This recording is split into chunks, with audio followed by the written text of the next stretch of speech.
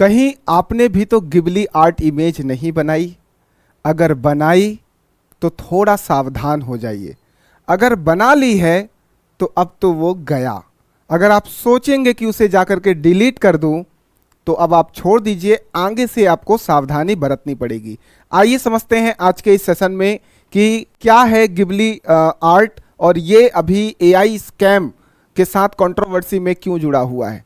मैं आप लोगों को बता दूं कि यहाँ पर जो गिबली लवर्स हैं अपने साथ अपने फैमिली की और अपनी पर्सनल फोटोज को गिबली आर्ट इमेज में कन्वर्ट करके और उसे पब्लिक कर रहे हैं। उनको लग रहा है कि शायद कोई पहचाने नहीं, लेकिन साथियों आपकी इमेज एआई के पास एक बार अगर पहुंच गई तो वो डेटा हमेशा के लिए सेव हो जाएगी। अगर आप एआई की पॉलिसी को अगर आप पढ़ते हो तो वहां पर सीधा सीधा लिखा है कि अगर कोई भी इमेज, कोई पर्सनल डेटा या फिर कोई भी अगर आप इंफॉर्मेशन वहां पर डालते हो तो वो हमेशा के लिए सेव हो जाती है। तो चलिए देखते हैं क्या है यहां पर खतरा, आपको क्या रखना है सावधानी, हम लोग इसे समझते हैं। गिबली स्कैम आपकी पहचान खतरे में है। इसे देख करके अगर आपने ये वीडियो खोला है तो बिल्कुल आप ही के लिए ये वीडियो है। यहां पर मैं 4 बातों पर ध्यान आकर्षित करूंगा। पहला, यहां पर एआई मॉडल कैसे आपकी तस्वीरें का उपयोग कर सकता है।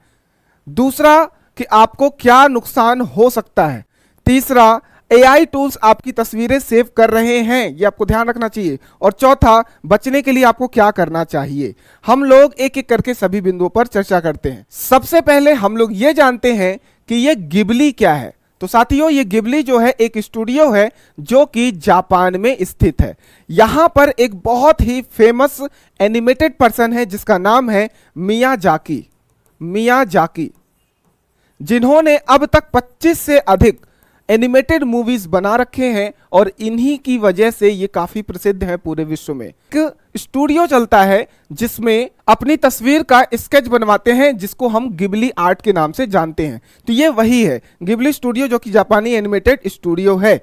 तो इसी के तर्ज पर अभी एआई टूल्स क्या कर रही हैं, सेम आर्ट को ये फटाफट 1 से 5 मिनट के अंदर आपकी इमेज को गिबली आर्ट इमेज में कन्वर्ट कर दे रही है, जिसको देख करके आपको बहुत अच्छा लग रहा होगा, लेकिन ये थोड़ा सा सावधानी बरतने वाली बात है साथियों।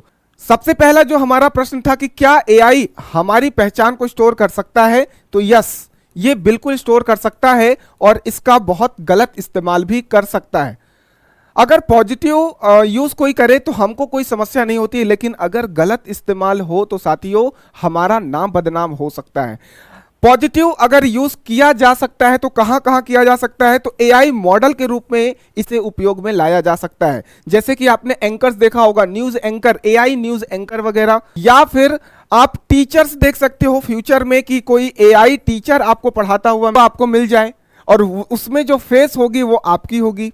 तो ये सारी चीजें हो सकती हैं, लेकिन जो गलत इस्तेमाल हो सकता है वो डीप फेक जैसे आपका नेगेटिव यूज किया जा सकता है, खतरनाक हो सकता है, गलत तरीके के मूवीज बनाए जा सकते हैं, आपके फेस का गलत इस्तेमाल किया जा सकता है। और अभी ये इतना ज्यादा चर्चा में है कि सब लोग इसे यूज कर रहे हैं। इसका एकमात्र कारण है कि अगर कोई चीज फ्री में मिल रही है तो पीछे कोई ना कोई कारण होगा, और वो कारण यही है कि सब लोग अपनी बेस्ट तस्वीर को अपलोड करने का प्रयास कर रहे हैं। अपने साथी की, अपने परिवार की जो बेस्ट इमेज होती है वो सीधा सीधा एआई टूल को दे रहे हैं, जिसका इस्तेमाल वो बहुत जगहों पर कर सकता है। तो मेरे साथियों बेस्ट कलेक्शन उसके पास हो रहा है एक झटके में, 4 से 5 दिनों में उसके पास बहुत बड़ा कलेक्शन हो गया बेस्ट इमेज का, जिसे वो सर्च करने में काफी समय लगाता। तो इस बात से आपको ध्यान रखना होगा। अगला जो हमारा प्रश्न है कि क्या एआई से हमें खतरा हो सकता है, तो मैंने खतरा बता दिया है।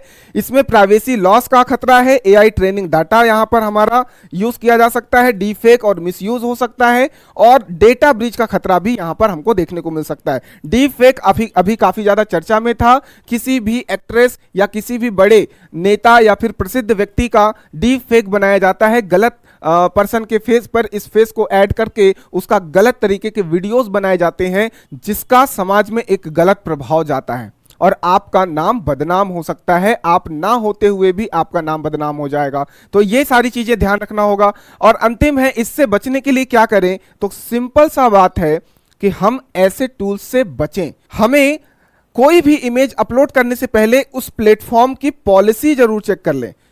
पॉलिसी अगर हम पढ़ लेते हैं तो हमको एक सिक्योरिटी फील होती है।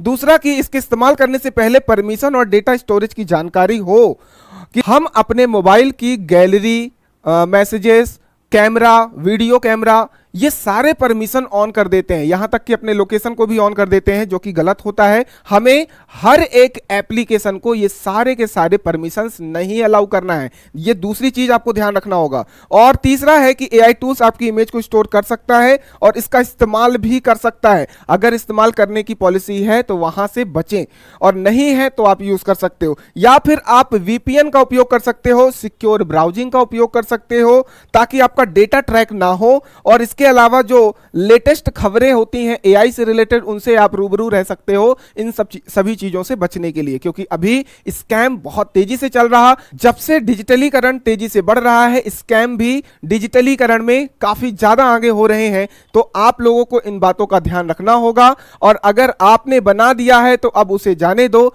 आगे से ध्यान रखो। बाकी मिलते हैं अगले सेशन में। धन्यवाद।